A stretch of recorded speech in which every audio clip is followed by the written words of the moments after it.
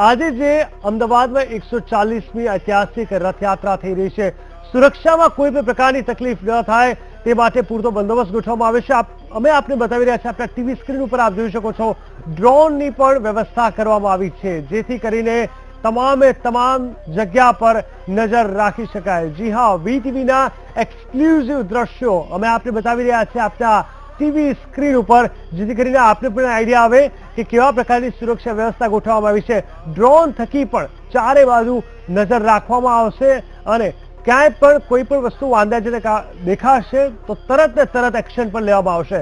આમ તો અમદાવાદની જો રથયાત્રાની વાત કરવામાં આવે તો વર્ષો વર્ષથી એક અનોખી એકતા જોવા મળી છે, ચાહે હિન્દુ ભાઈ હોય, મુસ્લિમ હોય, ખ્રિસ્તી હોય, કોઈ પણ કેમ ન હોય, પરંતુ છતાં પણ જવાબદારીના ભાગરૂપે આ ડ્રોનની વ્યવસ્થા કરવામાં આવી છે। સીસીટીવી પણ તમામ સંવેદનશીલ વિસ્તારમાં લગાવી દેવામાં આવ્યા છે, જેથી કરીને કોઈ પણ પ્રકારની તકલીફ કોઈને ન પડે અને ક્યાંય પણ કોઈ પણ પ્રકારની ચૂક ન રહી જાય। દર્શક મિત્રો, આ રથયાત્રા ઘણી રીતે મહત્વની છે।